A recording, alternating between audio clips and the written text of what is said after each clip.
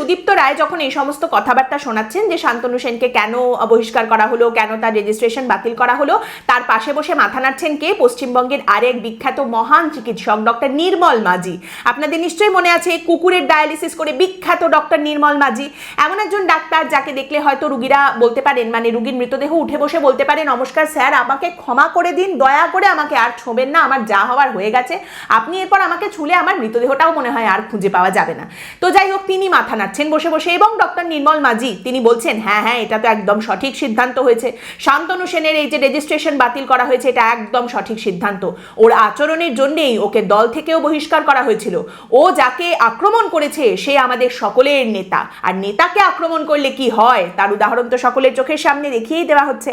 এবং এই যে গোটা বিষয়টা হচ্ছে,